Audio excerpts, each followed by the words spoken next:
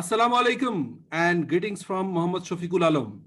আজকে আমরা কথা বলবো preparing financial statement when going concern does not apply। আমরা IS1 এবং আমাদের যে conceptual framework for accounting or conceptual framework for IFRS এ প্রায়শই গোয়িং কনসার্ন সম্পর্কে আমরা জানি, এবং অ্যাকাউন্টিং এর IFRS এর একমাত্র অ্যাজাম্পশন হচ্ছে গোয়িং কনসার্ন অ্যাজাম্পশন। সো এই অ্যাজাম্পশনটা থাকলে আমরা জানি যে নর্মালি আমরা যেসব বিজনেস দেখি সেখানে সব জায়গায় গোয়িং কনসার্ন আছে বলেই আমরা ধরে নেই। কখনো যদি গোয়িং কনসার্ন অ্যাজাম্পশন নিয়ে কোনো কোশ্চেন থাকে তাহলে আমরা কিভাবে ফাইন্যান্সিয়াল স্টেটমেন্ট তৈরি করব, তাহলে আমাদের কি কি করণীয়, কোন কোন জায়গাগুলো এমফাসিস করতে হবে, সেই জিনিসগুলো নিয়ে আমার অনেক স্টুডেন্ট এবং অনেক প্রফেশনালরা এটা নিয়ে কোশ্চেন করেন। ফলে আমরা চেষ্টা করেছি এই ভিডিওটা বানানোর জন্য। So, as usual, going concern, preparing the financial statement when going concern does not apply. যখন going concern apply হবে না তখন কিভাবে financial statement হবে। So এখানে going concern সম্পর্কে আরেকটু বলে নেই। Going concern is the underlying assumption. It is a only assumption in accounting, as I mentioned earlier, that is used by a company for preparing its financial statement FS. It indicates the company has sufficient resource to continue its operation in the foreseeable future. এখানে foreseeable future বলতে আমরা সাধারণত বুঝি at least for 1 year, এবং obviously বেশি সময় ধরে চলবে বলে সব আশা করা হয়। It means that the company has neither the intention, কোনো intention নাই, nor the need to liquid or reduce its business significant operation. যখন আমরা দেখি যে এই বিজনেসের কোনো সিগনিফিকেন্ট অপারেশনকে রিডিউস করার প্রয়োজন নেই, অথবা তাদের কোনো ইন্টেনশন অথবা নিড নাই টু লিকুইড দ্য বিজনেস, এবং এটি একটা ফোরসিয়েবল টাইম পর্যন্ত কোম্পানি সমস্ত ধরনের লায়াবিলিটি পে করতে কমিটেড এবং বিজনেস অপারেশন চালিয়ে নিতে তারা একই সঙ্গে সক্ষম এবং তাদের ইন্টেনশন আছে, that is the concern of that is বলা হয় assumption of going concern. So going concern থাকতে হলে যে জিনিসগুলো থাকতে হয়, will continue its business, এই বিজনেসটা চালাবে for a foreseeable time, at least for 1 year, এবং obviously more than 1 year, will neither liquid nor reduce its significant operation.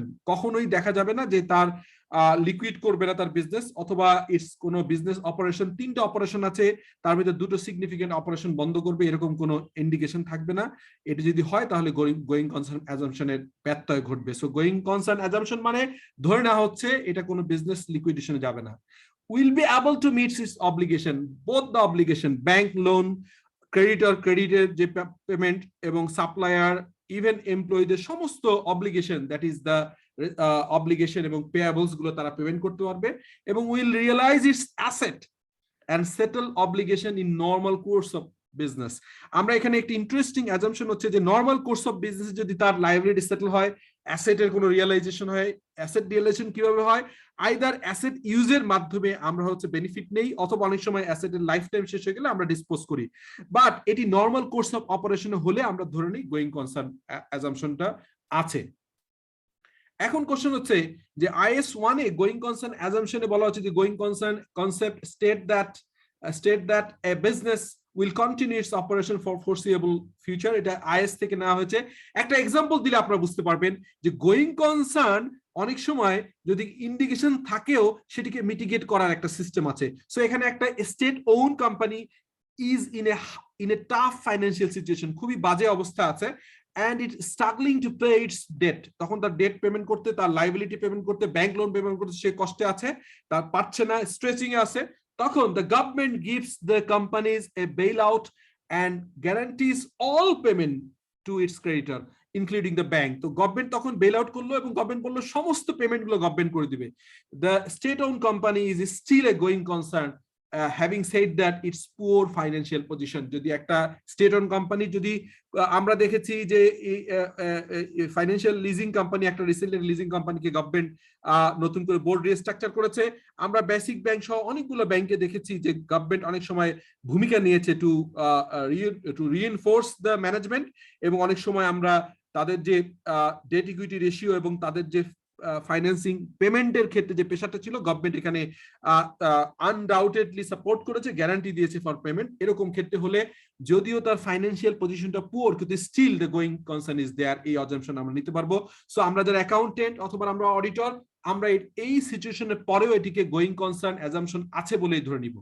So এখানে কতগুলো ইন্ডিকেটর আছে, indicators of going concern problem. কি কি indication?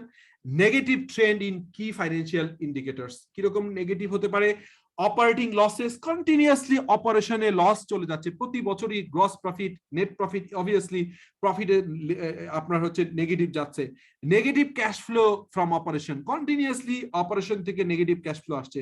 Significant debt equity ratio, আমরা দেখি যে date equity রেশিওর একটা ব্যালেন্স থাকতে হয়। আমি আমার ফাইন্যান্সিয়াল অ্যানালাইসিসের কোর্সগুলোতে বলেছি যে ডেট এবং ইকুইটির রেশিও থাকতে হয়। দেখা যাচ্ছে যে ডেট ইকুইটি রেশিও ডেটটা অনেক 10 টাইমস, 12 টাইমস, 14, 15 টাইমস, 20 টাইমস হয়ে গেছে অফ দ্য ইকুইটি, তখন এটিকে বুঝতে হবে there is some indication. Indication থাকা মানেই গোয়িং কনসার্ন অ্যাজাম্পশন নাই এরকম ধরা যাবে না, আমরা পরে দেখব। ইন্টারনাল ম্যাটার থাকে, যেমন কি থাকে?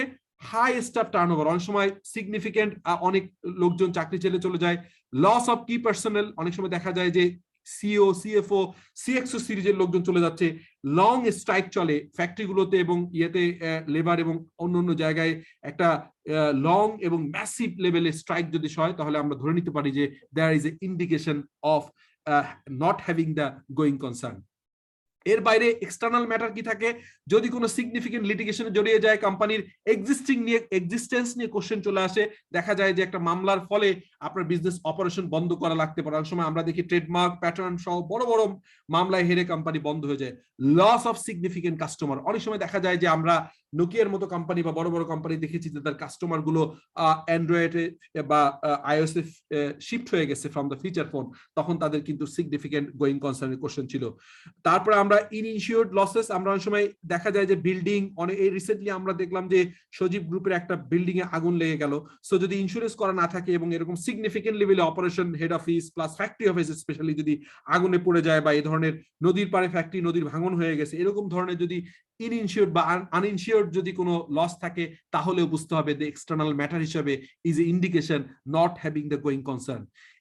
ইনভেস্টিগেশন অফ নন কমপ্লায়েন্স, অনেক সময় দেখা যায় গভর্নমেন্ট লেভেলে সিভিয়ার গ্রস যদি কোনো ফেলিওর করে, অনেক সময় আমরা দেখি যে বন্ডের লাইসেন্স নিয়ে বন্ডের এখানে ব্যত্যয় ঘটেছে, ট্যাক্স ভ্যাটের ইস্যু থাকে। এর বাইরে আরো অনেক ধরনের ইলিগাল অ্যাক্টিভিটিস এর মাধ্যমে আমরা দেখি যে সিভিয়ার লেভেল ইনভেস্টিগেশনের মাধ্যমে there is a question that organisation থাকবে কি থাকবে না। আর অর্গানাইজেশন না থাকলে দেয়ার সিভিয়ারলি গোয়িং কনসার্নে কোশ্চেন আছে। আদার ইন্ডিকেশন কি থাকতে পারে? Inability to pay due loans, যখন লোনগুলো ডিউ হয় তখন পেমেন্ট যদি না করতে পারে। অ্যাটেম্পটেড ডেট রিস্ট্রাকচারিং, অনেক সময় লোন বেশি হয়ে গেছে, এখানে রিস্ট্রাকচারিং হয়। Denial of credit, denial of credit, trade creditor by supplier, অনেক সময় ট্রেড ক্রেডিট দিতে চায় না সাপ্লায়ার। আমরা যে ধরেন সাপ্লায়ার কাছ থেকে 2 মাস 3 মাসের আমরা ক্রেডিট পেয়ে থাকি, হঠাৎ করে সাপ্লায়াররা বললো যে আমরা কোনো রকম বাকি দিতে পারবো না। সো এরকম ক্ষেত্রে দেখা যায় যে এখানে কিন্তু সিগনিফিকেন্ট প্রবলেম হয়। Legal proceeding against the company, এটা আগে বলেছি যে এক্সটার্নাল অনেক সময় বিভিন্ন ধরনের মামলা হতে পারে। So the question for going কনসার্নে কোথায় কোথায় কোশ্চেন আসে সেটি হচ্ছে, is company be able to continue as going concern in the foreseeable future? এটা যদি কোশ্চেন করা হয়, ইফ নট, যদি এরকম যদি নট কোশ্চেন আসে, না এটা ফোরসিবল ফিউচারে বিজনেস চলতে পারে না, কোনো একটা সমস্যা আছে, তখন নো স্পেসিফিক গাইডলাইন্স। অনেক সময় দেখা যায় যে আইএফআরএস এ ঠিক কিভাবে ফাইন্যান্সিয়াল স্টেটমেন্ট প্রেজেন্টেশন হবে সেটি কিন্তু একদম স্পেসিফিক বলা নাই, বাট প্রত্যেকটা দেশের কান্ট্রি রুলস, কান্ট্রি রেগুলেশন গুলি অনেক ক্ষেত্রেই বলা হয় যে কিভাবে গোয়িং কনসার্ন যদি কোশ্চেন থাকে ফাইন্যান্সিয়াল স্টেটমেন্ট কিভাবে প্রেজেন্টেশন হবে। তো যেটা হচ্ছে যে apply the IFRS to the best of your knowledge, তখন আইএফআরএস এর ক্লিয়ার স্পেসিফিক গাইডলাইন না থাকার পরে আইএফআরএস এর ভিতরে আইএফআরএস এবং কনসেপচুয়াল ফ্রেমওয়ার্কের বেসিসে কিন্তু আপনি বিভিন্ন ধরনের ডিসিশন নিতে পারেন। একটা এক্সাম্পল দেওয়া যেতে পারে যেটা ব্রেকআপ বেসিস অফ অ্যাকাউন্টিং। অনেক সময় আমরা বলে থাকি যে breakup basis of accounting, I mean যা আমরা অ্যাসেট লায়াবিলিটি গুলো ডিফারেন্ট আসপেক্টে দেখব এবং আমরা লিকুইডিটি পজিশন দেখব। যদিও আইএস 1 বলছে যে যদি গোয়িং কনসার্ন থাকে তারপরেও কিন্তু আপনি আইএস 1 এবং ফাইন্যান্সিয়াল স্টেটমেন্ট যেভাবে প্রিপেয়ার করার কথা তা করবেন, কিন্তু কোথাও কোথাও ব্রেকআপ বেসিসে আপনি কিছু অ্যাসেট লায়াবিলিটি সেটেলমেন্টের চেক গুলো করতে পারবেন, সেটি আমরা পরের স্লাইডে দেখাবো। Considering asset over liability as equity in the preparing financial statement, আমরা যখন দেখি যে অ্যাসেট কত আছে, current asset versus current liability এবং total asset versus total liability, এই বেসিসে ফাইন্যান্সিয়াল স্টেটমেন্টের নোট এবং অ্যানালাইসিস থাকতে হয় if you are preparing the breakup basis of accounting. আর কি হতে পারে গোয়িং কনসার্ন রিপোর্টিং কনসিডারেশন থাকতে পারে? First of all, you need to apply IFRS. Not being going concern does not give an excuse for departing from the departing from the IFRS.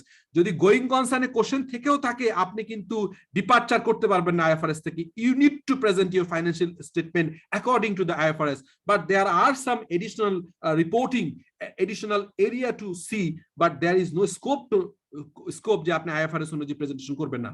এবং দেখা যায় current versus নন current এভাবে presentation করতে হয়। কিভাবে করতে হয়? নন current asset become current, they meet criteria for IFRS 5, that is হচ্ছে non current asset held for sale and discontinue operation. আমরা যদি দেখি যে গোয়িং কনসার্নে কোশ্চেন আসছে, তখন আপনি আপনার বিজনেসটা বন্ধ করছেন বা বিজনেসের একটা সেগমেন্ট বন্ধ করছেন, তখন IFRS 5 অনুযায়ী আপনি এটাকে যদি একদম সেপারেট করে আপনি অ্যাসেট লাইবিলিটি নেট অফ করে যদি বলেন যে আমি এটাকে আর ডেপ্রিসিয়েশন চার্জ করব না আমার অ্যাসেটে, আমার লাইবিলিটি এবং অ্যাসেটগুলো একদম এক লাইনে এনে ডিসকন্টিনিউ অপারেশন হিসেবে আমি এটা অপারেশন সিজ করে ডিফারেন্ট লাইন আইটেম হিসেবে ব্যালেন্স শিটে আনবো, সো সেক্ষেত্রে এটি সম্ভব এবং এটিই হচ্ছে IFRS সাজেস্ট করে। if actively offer in the market, that is other criteria, যেমন IFRS 5 এ কিন্তু ক্লিয়ারলি বলা আছে যে আপনি যখন IFRS 5 এ আপনার বিজনেসকে ক্লোজ করে সেটেল করবেন, তখন কিন্তু মার্কেটে পত্রিকা অ্যাড দিতে হবে যে আমি আমার এই বিজনেস ইউনিটে সেল করতে চাই, অথবা এই মেশিনটা সেল করতে চাই, অথবা এই বিজনেস সেগমেন্ট টোটাল সেল করতে চাই। যেমন অনেক সময় আমরা দেখি একটা ব্র্যান্ড সেল হয়ে যায়, কোকাকোলা, পেপসি, এগুলোর বিভিন্ন ব্র্যান্ড আমরা সেল হতে দেখেছি। আদারওয়াইজ যদি এটি কোনো অ্যাক্টিভলি মার্কেটে যদি আপনি পার্টিসিপেট না করেন, তাহলে আপনাকে নর্মাল IFRS 16 অনুযায়ী প্ল্যান্ট প্রপার্টি ইকুইপমেন্ট হিসেবে আলাদা প্রেজেন্টেশন করতে হবে। এর বাইরে ইম্পায়ারমেন্ট টেস্টটা অলওয়েজ আমরা করি যখন IFRS এর যখন কোশ্চেন আছে গোয়িং কনসার্ন, তখন লিকুইডেশন অথবা cessation of trade or production indicators of impairment, যখনই আপনি দেখবেন যে there is a chance that বিজনেসটা ডিসকন্টিনিউ হবে, তখন কিন্তু IFRS 16 এ আমি আপনাদের ক্লাস নিয়েছি, সেখানে বলেছি there are some indication, there is a huge indication that যদি কোন রকম গোয়িং কনসার্ন থাকে তাহলে এটা ইম্পায়ারমেন্টের ইন্ডিকেশন আছে এবং ডেফিনেটলি আপনাকে ইম্পায়ারমেন্ট করতে হবে।